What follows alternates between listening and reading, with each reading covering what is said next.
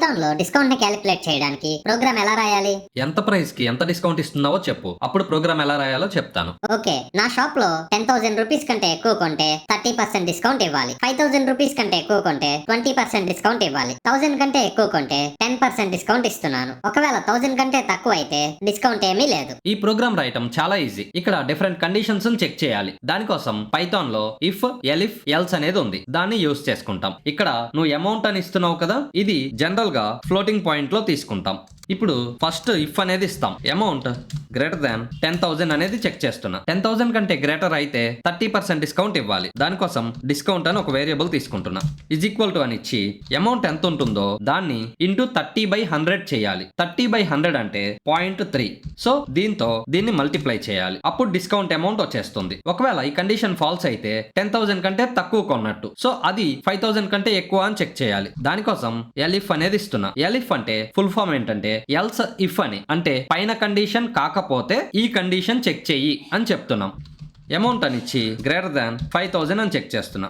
ఈ condition true అయితే discount 20% ఇవ్వాలన్నావు కదా, సో ఇంటూ 20/100 అంటే ఇంటూ 0.2తో మల్టిప్లై చేస్తే సరిపోతుంది. ఈ కండిషన్ కూడా ఫాల్స్ అనుకో, ఎలిఫ్ అని ఇచ్చి అమౌంట్ గ్రేటర్ దాన్ 1000 అనేది చెక్ చేస్తాం. ఇది ట్రూ అయితే 0.1తో మల్టిప్లై చేస్తాం ఇంటూ 10/100 అనమాట. ఓకే, 10% డిస్కౌంట్ అన్నావు కదా. ఈ కండిషన్స్ అన్ని ఫాల్స్ అయితే అప్పుడు ఇంకా 1000 కంటే తక్కువ కొన్నట్టు. అందుకని ఇక్కడ ఎల్స్ అని ఇచ్చేసి ఇంకా కండిషన్ ఏమి ఇవ్వకుండా డిస్కౌంట్ ని 0 అని ఇచ్చేస్తాం. ఈ కండిషన్స్ అన్ని అయిపోయిన తర్వాత ఇక్కడ ఫైనల్ అమౌంట్ అని ఒక వేరియబుల్ తీసుకుంటున్నా.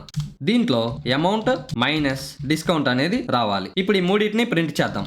ప్రింట్ అని ఇచ్చి ఇక్కడ ఎఫ్ స్ట్రింగ్ యూస్ చేసుకుంటున్నాను ప్రింట్ చేయడానికి. అప్పుడు వేరియబుల్స్ ని హ్యాపీగా స్ట్రింగ్ లోపలే ప్రింట్ చేయొచ్చు. దీని గురించి నీకు డీటెయిల్డ్ గా ఇంకొక వీడియోలో చెప్తాను. ఇక్కడ అమౌంట్ అని ఇస్తున్నా. ఈజ్ ఈక్వల్ టు అని ఇచ్చి ఇలా ఫ్లవర్ బ్రాకెట్స్ ఇచ్చేసి అమౌంట్ ని ప్రింట్ చేస్తున్నా.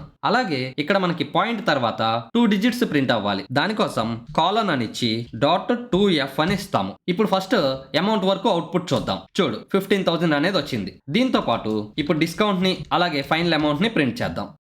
ఇప్పుడు అవుట్పుట్ చూద్దాం.